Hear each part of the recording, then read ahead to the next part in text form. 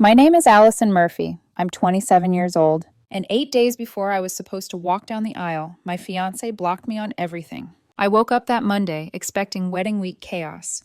Texts from the florist, last-minute seating chart adjustments, maybe Daniel asking if we should add his aunt to table 6. Instead, I found silence. His phone went straight to voicemail. Instagram, blocked. Facebook, blocked. Even LinkedIn. For a moment, I thought his accounts were hacked. That would have made sense. Random. Fixable. Then my phone buzzed. A text from his sister Jenna. Daniel just needs some space to think before the wedding. He'll reach out when he's ready. Space. 8 days before a wedding, with 120 guests confirmed. I called Jenna immediately. "What do you mean space?" I asked, pacing our living room, the one I'd been paying full rent on for 6 months after Daniel quit his job to focus on wedding planning stress. "He's just nervous," she said gently. "It's normal." "Blocking your fiancé isn't nerves," I said. "It's abandonment." She wouldn't tell me where he was staying. So Daniel had vanished, blocked me everywhere, and sent his sister as messenger. I sat on the couch staring at our engagement photos on the wall. 3 years together, 10 months engaged. And now I was alone in an apartment that felt like a museum of a relationship that no longer existed. I called my best friend, Sophia. She listened quietly.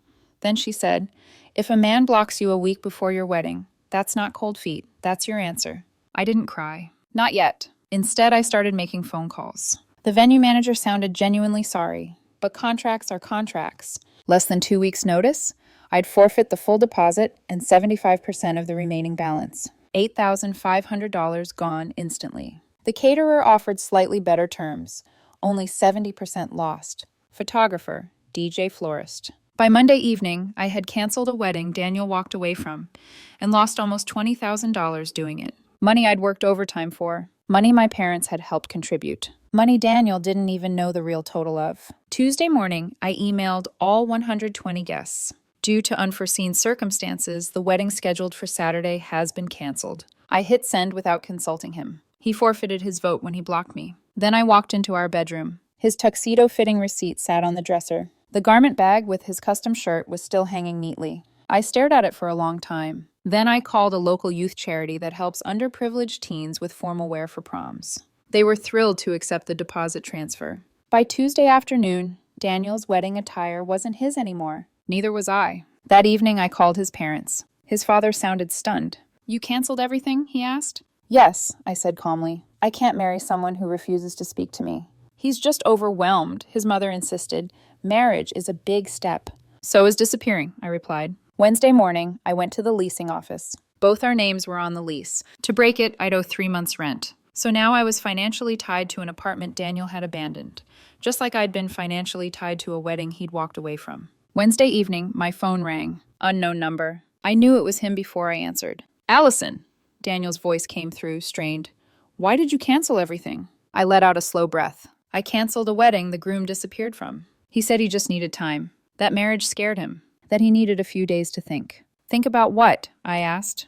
"Whether you want to marry me?" Silence. Then he said maybe we could postpone. "With what money?" I asked. "I lost $20,000. He inhaled sharply. "It couldn't have been that much." "When you vanish 6 days before a wedding, that's exactly how much it is." He accused me of acting without talking to him. "How exactly was I supposed to talk to you?" I asked. "Smoke signals? You blocked me." Then I asked the question that had been sitting heavy in my chest. "Where are you staying?" "A friend's," he said quickly. "What friend?" Pause. "Rachel." I had never heard that name before. "Who is Rachel?" I asked quietly. "Just a friend. She's helping me think." "An engaged man, staying with another woman, helping you think about whether you want to marry me?" I asked. "I'm confused," he said. In that moment, something inside me went still. Cold, clear. "You don't move in with another woman to decide if you love your fiancé," I said. "I didn't move in," he insisted. "It's temporary." "Daniel," I whispered, "we're done." He started pleading, saying he loved me, saying he was just scared. But fear doesn't make you pack a bag and move into another woman's apartment. I hung up, and for the first time all week, I cried. Thursday morning at 7:02 a.m., someone started pounding on my door. Not knocking, pounding. I already knew who it was. I opened the door to find Daniel standing there in yesterday's clothes, eyes red, hair disheveled like he hadn't slept. "Allison, please," he said, stepping forward as if he still had the right to cross my doorway. "I messed up. I didn't move." "You were scared," I said evenly. So, you moved into another woman's apartment. I didn't move in, he snapped defensively. I'm just staying there. While engaged to me. He flinched. The hallway was quiet, but I knew neighbors were listening. The elderly couple across the hall had their door cracked open a centimeter. I panicked, he said. Marriage is huge. I just needed somewhere to think. And the only place you could think, I asked softly, was Rachel's place? His jaw tightened. It's not what you think. That sentence, I said, has never in history been followed by something reassuring. He ran his hands through his hair. You overreacted. You didn't have to cancel everything. I laughed, not because it was funny, but because I genuinely couldn't process the audacity. You blocked me, I said slowly. You disappeared. 8 days before our wedding. I needed space. You don't get space from your fiancé while expecting her to hold your wedding in storage. He went quiet at that. Then I said the one thing I knew would finally make him understand the magnitude of what he'd done. I donated your tuxedo deposit. His face drained of color. You what? I transferred the deposit to a youth charity. They help kids who can't afford prom suits. That was $2,000, he exploded. And canceling our wedding cost $20, I replied. You created both losses. He stared at me like he didn't recognize me. Maybe he didn't. Maybe he'd expected tears, begging, waiting. Instead, I'd chosen action. You had no right, he said, voice shaking. I had every right, I answered. You abandoned it when you abandoned me. His breathing became uneven. He looked less angry now, more cornered. I love you, he whispered. If you loved me, I said quietly, you would have talked to me instead of running to Rachel. At the sound of her name, his eyes flickered. That was the first crack. He left crying, and I closed the door, feeling both shattered and strangely stronger. The visits didn't stop. Friday, he showed up again. Saturday, twice. Sunday, building management called me down to the office. We've had complaints, the property manager said carefully, crying in the hallway, door pounding. I felt humiliation crawl up my neck. They issued him a trespass warning. If he returned again, they could call the police. That evening, his parents arrived. I opened the door to find them standing together like a united front. Allison, his mother began gently. Daniel hasn't stopped crying. I folded my arms. I'm not doing anything to him, I said. He's the one showing up uninvited. His father cleared his throat. He made a mistake. You don't destroy someone's life over a mistake. I didn't destroy anything, I replied calmly. He destroyed our relationship when he blocked me and moved in with another woman. They both blinked. Another woman? His mother asked. Yes, I said. Rachel. They exchanged a look. Daniel told us he was staying with his friend Mark, his father said slowly. I almost smiled. So he couldn't even keep his story straight. No, I said evenly. He's staying with Rachel, a woman he's apparently known for months, a woman I had never heard of. His mother looked shaken. His father looked angry, but not at me. I stepped back. You can draw your own conclusions. They left quieter than they'd arrived. Monday, Daniel crossed another line. He showed up at my office. I was in the lobby when I heard my name. Allison! Every head turned. I walked toward him slowly, heart pounding, but face controlled. This isn't appropriate, I said through clenched teeth. I just need to explain about Rachel. I crossed my arms. Explain why you moved into her place. I didn't move in. You've been there over a week. It's temporary. I lowered my voice. What is she to you? He hesitated. Just a friend. Then why didn't I know she existed? I asked. Why didn't your parents know you were staying with her? Because I knew you'd react like this. Like what? I asked sharply. Like a woman who doesn't want to marry a man living with someone else? He winced. I was confused, he insisted. Confused people don't pack overnight bags, I said. Security approached us. He left, but the damage lingered. My coworkers whispered. The humiliation burned. Tuesday evening, Sophia called. Her voice was tight. Allison, I saw Daniel. Where? At the mall. My chest tightened. And? I asked carefully. He wasn't alone. I closed my eyes. They were holding hands, she said softly. Kissing, like a couple. For a moment, everything went silent inside me. Not heartbreak. Not rage. Just confirmation. When Daniel saw Sophia, he'd apparently panicked and pulled Rachel away quickly. Like a guilty teenager. Not a confused fiancé. I called him immediately. Sophia saw you, I said without preamble. He was quiet. Were you holding hands with Rachel? Silence. Were you kissing her? He exhaled shakily. I have feelings for both of you. The words hit harder than I expected. So you're dating her, I said flatly. I'm trying to figure out what I want. You're engaged, I whispered. You don't shop for alternatives. I wasn't cheating, he insisted. I was confused. You were kissing another woman while planning a wedding with me. That's cheating. He tried to argue semantics. Tried to say he was going to choose me. I asked him one question. If Rachel had asked you to marry her, would you have come back? Silence. That was my answer. I hung up, and this time I blocked him. Permanently. But the story wasn't over, because the next morning, his sister Jenna called, and what she told me made everything worse. When Jenna called Wednesday morning, her voice didn't sound defensive anymore. It sounded ashamed. Allison, she said quietly, I owe you an apology. I sat at my kitchen table, coffee untouched. For what? I asked. For believing Daniel. There was a long pause before she continued. I found out about Rachel. I didn't respond. I wanted her to keep talking. They've been dating for 4 months, she said, since February. 4 months. A third of our engagement. The room felt smaller. Daniel told me you overreacted, Jenna said, that you canceled everything because he just needed space, but that's not what happened. No, I said calmly. It isn't. She exhaled shakily. He was planning to call off the wedding. He just kept postponing it. To when? I asked, though I wasn't sure I wanted the answer. First after Christmas, then after Valentine's Day. Then he said he'd wait until the wedding got closer. I almost laughed. So I was... What? I asked. A placeholder?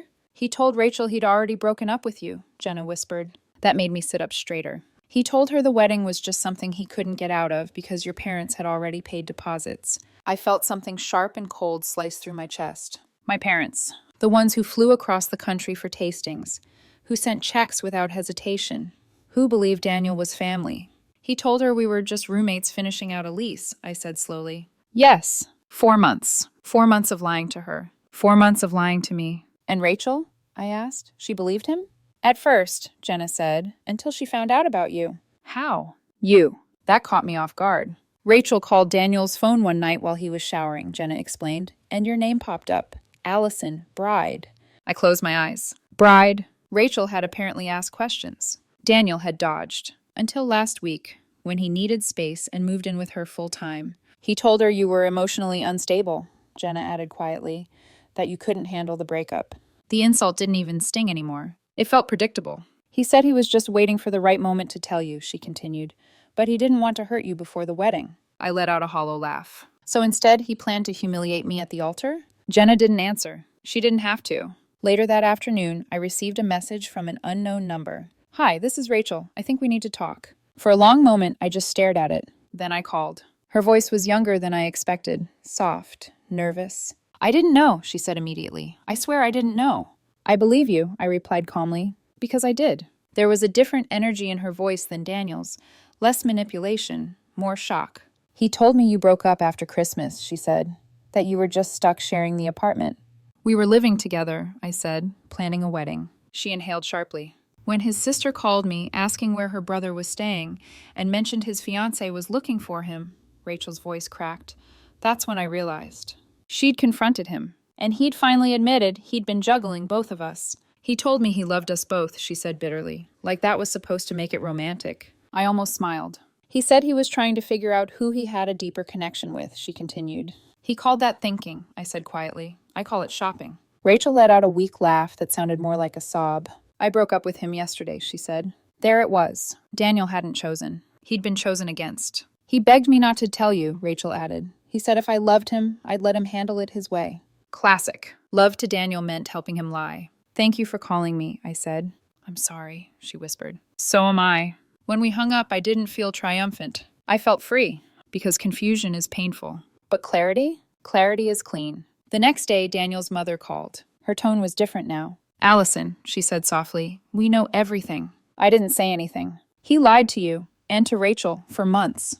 Yes. We're horrified. There was real shame in her voice. He moved back home, she continued. Rachel left him, and now he's telling everyone he lost both women because he got scared.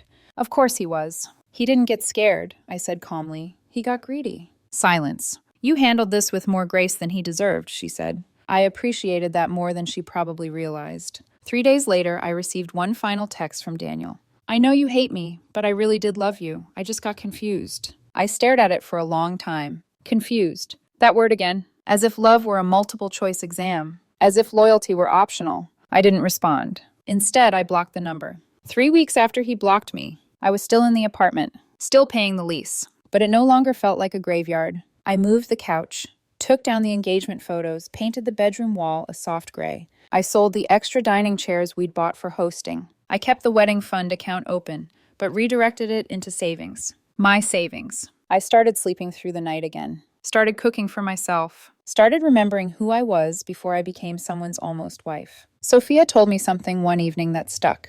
When someone blocks you before forever, she said, believe them. Daniel thought he could run 2 relationships at once. Thought I'd wait patiently while he compared options. Instead, he lost both, and I lost nothing I couldn't rebuild. 8 days before our wedding, he blocked me to explore his choices. I took that as his decision, and I made mine. 3 weeks later, he was back in his childhood bedroom, explaining to relatives why 2 women left him. And me? I was finally choosing myself.